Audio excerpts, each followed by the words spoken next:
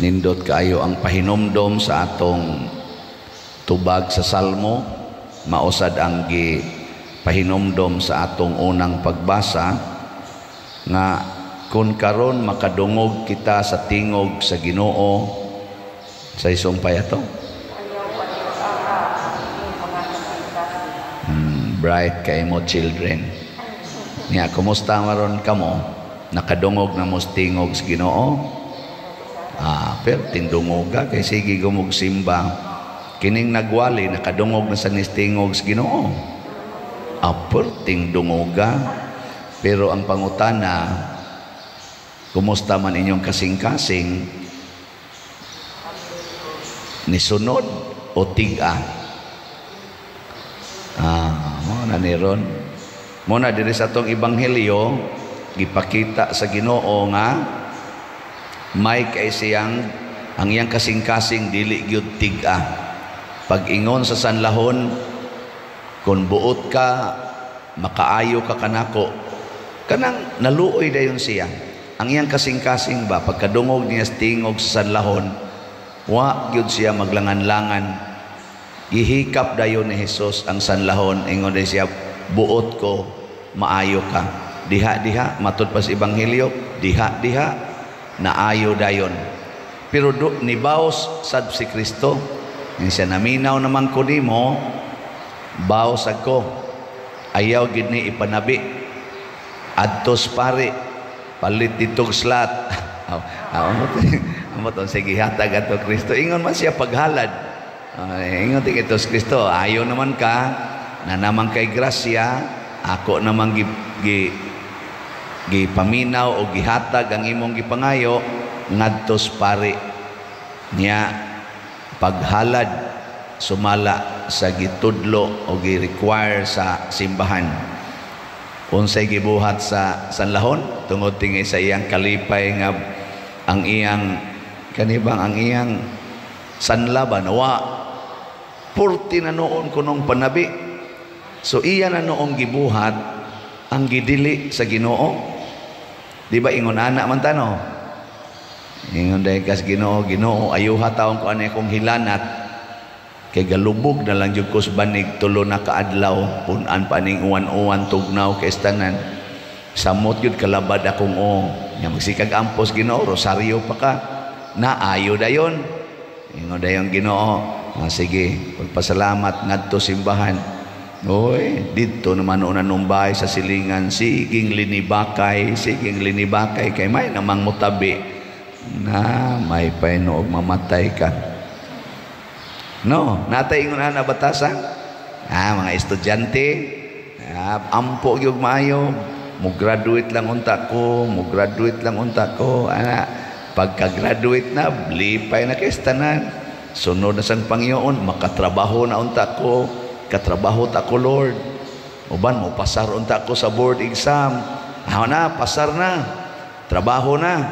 Pagdawat sa sweldo, takes dayos mga barkada, outing ta. Outing. Adto dayos mga beach, adto dayos mga bungtod. Hala, paris-paris ilang uyab, tinukhangay dayog maayo dito. Inom, hala siging sayaw-sayaw, sulob-sulob dayon anang mga sinina nga kitang mga pusod, mga puson, narikotob sa igot-igot, sa sampot, na wanay hapit-hapin kay mag-unwind tang, gigamit ang sweldo nga ilang unang nadawat, bunga sa ilang pag-ampo, wa maminaw nas Ginoong gaingon, likay ng mga kalaway, likay ng premarital sex, likay ng mga paghubog-hubog ug uban pa. Di na maminaw. Daghan na to, anak. Ilingi anay mong tupad. Na wa ka magtiga. Dili ka tiga. Mga hard-headed. Sa kuan pa na sa in English, hard-headed people. So nakiniingon diri sa unang pagbasa, 40 years, 40 katuig nga nag-agwanta ko ani mga tawhana. Kay gikan sa Egypt, travel sila padung sa Promised Land, pagkareklamador yun sa mga tao. Siging reklamo, daghan kay gibuhat ang Ginoo nga maayo, sige lang gyapon reklamo. Kita ingon ana ta usahay, ampo maayong panglawas, siging ampo maayong panglawas, niabot nag 60 ang edad, naabot nag 70 ang edad, ang giampo lang gyapon maayong panglawas, niabot nag 80 ang edad, maayong panglawas lang gyapon. Naunsa ka naman, kamatay na diha oy. Kay matod pas Ginoo, na ako'y giandam nga kalinaw, na ako'y giandam nga pahulayanan nga kalinaw, nga magkuyog ta. Ako baya, matod pas Ginoo, 33 rabiyay akong edad, namatay na ko dinis kalibutan, nya ikaw 80, 90, maurang yapon na imong giampo, nga maayo unta ko aning akong sakit sa tuhod, maayo unta ko aning akong unsa pa na imong high blood, niining akong dialysis, maayo unta ko, niining akong pagsigig chemo, maayo unta ko. Ay dili, pugong-pugong na lang ng dialysis o kanang chemo, patyo no, nagyog ka, pahulay na sa kalinaw. Di ba? Ikaw na be, lingi ako nun na imong tupad. Ngayon sa man, gusto na kang mupahulay sa kalinaw?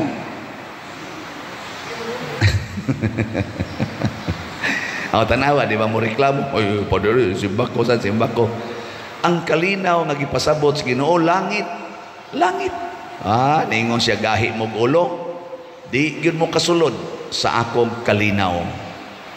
Tinuod gina mga igsoon, kanang dili mo dawat sa kamatayon, dili mo dawat sa gihatag sa Ginoo, maratol kita, magluos na lang tag reklamo. Bisag na ana gibubuan atas daghan kay grasya, malimot ta sa grasyang gihatag sa Ginoo. Sige lang gyapon tag pangayo sa atong gipangandoy, wa tay pagdaig sa Ginoo sa grasyang iyang gihatag. Muna ako ana jud ko'y reklamo sa Ginoo party aning slot. Nabitay akong iyaan, ako lang ning mensyonon si Nini Dulce niadto ko sa kahugan atong usang adlaw. Nga glisod ang taon siya kakita, mo ginay akong katikista sukad pas una 85 naman tingali na siya karon. Bawog na taon kay glawas, wa nay buhok, sige lang gyapon paminaw mga DYRF pinanagid ba niya, misa na sa TV mutan-aw gid siya. Duol na kay ko niya, nako maing buntag, kinsa man ka, nako wa kakaila nga si Siano man ni, uy padre ikaw din niya, amin din ko niya, amin sa siya nako. Pagdayon akong lakaw, tunol yun, ipalit ko nig slot, nako ha, ako magisigig hatag ninyo din, akong nahuna ba, ako magisigig hatag ninyo din o inyong allowance niya, ika na yung palit slot siya, ningon siya nako, gika na sa akong pensyon, naaman ko'y madawat sad nga ginagmay sa senior. Ako, iya yung gipalit og slot para na ni Santo Niño. Kay muadto man takos Basilica, nya di naman ko kahimo, anha na lang ko palit dias imong parokya og slot. Nya ipahinungod ng Santo Niño. Kanang matats pug ko ba nga ang akong katikistas una karon naminaw na sa tingog sa iyang pag-umangkon nga pari. Nya mutabang sagpalit og slot bisag galisod na siya glakaw, di na magani kagawa sa balay kay kuyaw na kay maligid. Nya abot lang gyapon ang iyang pagpalit. Mao nay kasing-kasing nga mapaubsanon nagsunod sa Ginoo, kay mao tingali tuktok sad sa Espiritu Santo siyang kasing-kasing palitin nag slot imong pag-umangkon aron mausa sa kadito nila sa ilang selebrasyon. O nindot kayo, ingon ani ang maangayan gid kay natong pasalamatan labi na dinis atong parokya sa ato sang kinabuhi kanang inyong pag-atiman sa inyong pamilya. Relax lang ay pagratol-ratol, ay pagsig pangasaba diha, ay pagsigigyaw-yaw kay kuyog baya nimong Ginoo. Hasta nang imong mga anak nga buangon kayo nga gahi kay ulo, dili gyud mo sugot sa imong sugo, relax lang, unhi og sugot Mo gani akong advice sa mga ginikanan, kung ang imong anak dili musugot sa sugo nimo, kinahanglan ikaw musugot gyud ka sa sugo sa Ginoo. Nga ang sugo sa Ginoo nagsigi ginagsentro sa paghigugma sa atong isig katao. Mo gina importante kaayo, no? Sige, manindog na ta.